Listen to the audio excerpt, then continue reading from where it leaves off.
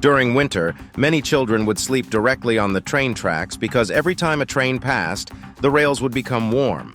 Sometimes, children who couldn't retrieve their legs in time would lose them. This was described by a surgical nurse who managed to escape North Korea in 1997. According to UN estimates, about 10 million or 40% of the Korean population are undernourished. Meanwhile, 60% of the population lives below the poverty line. Now, a logical question arises. How can a country that cannot provide its own population with warmth and food afford to maintain a million-strong army, fund nuclear weapons development programs, and overall sustain the regime's existence? In this video, you will find answers to this question. I will briefly explain why North Korea became such a closed-off and isolated country. You will learn about the horrifying methods this country uses to acquire money, as well as how North Korea benefits China and the USA.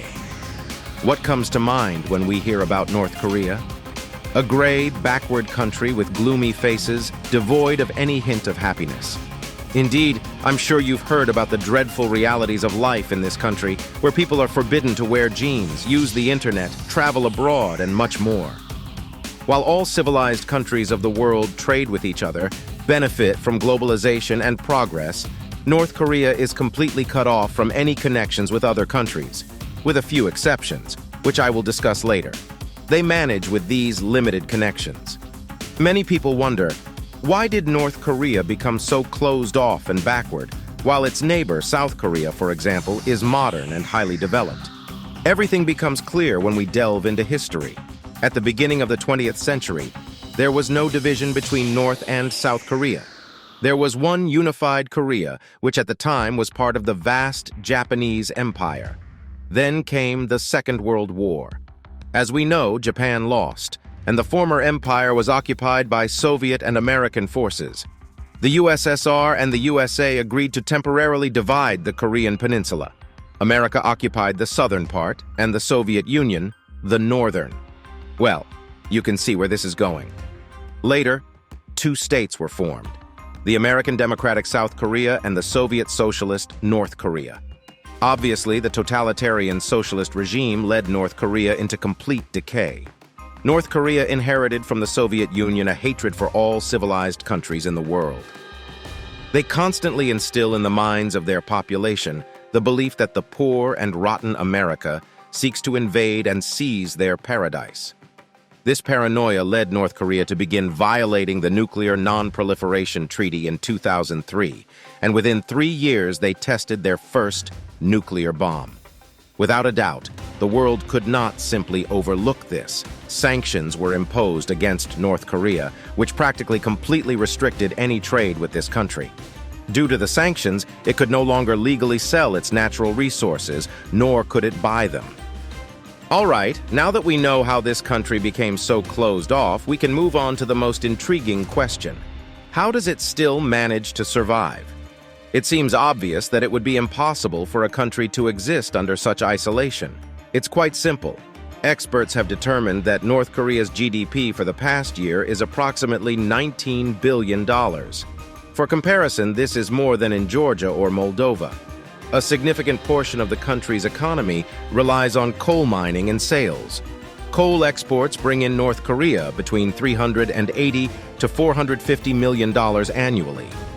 Interestingly, all of this coal is sold by North Korea illegally. Another common practice is when ships with goods from North Korea enter the ports of other countries under foreign flags. The main buyer is China, which, despite bans and sanctions, continues to trade with North Korea. 75% of all of Korea's trade is with China. China serves as the gateway to the world for North Korea. Take a look here. This is the Chinese-Korean Friendship Bridge. It has connected these two nations since 1943, and every day dozens of Korean trucks carrying contraband pass through it. It is through this secret trade with China that North Korea manages to bypass sanctions and prohibitions. But there's a much darker, harsher side to all of this. It concerns people and their lives.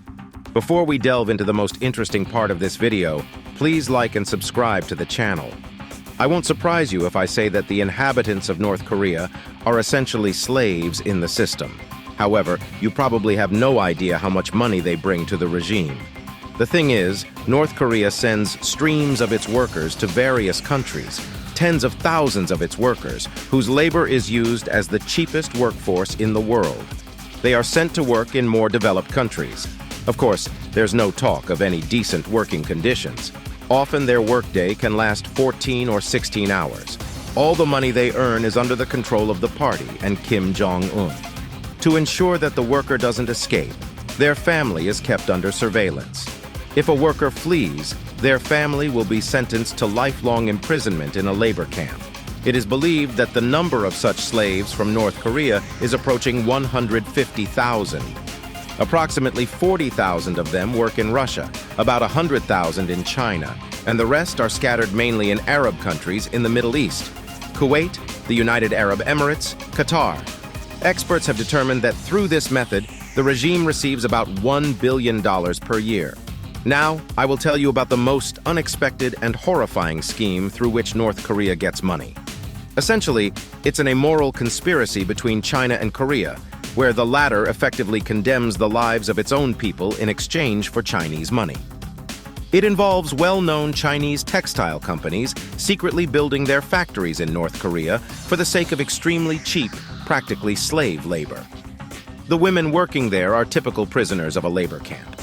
They have no wages, breaks, or days off. They are forbidden from leaving the factory premises. Essentially, they spend their entire lives in these factories. The finished clothing they produce, China sells to Europe and America under its own label. So the next time you see the label "Made in China" on clothing, know that there's a chance it was actually made in North Korea.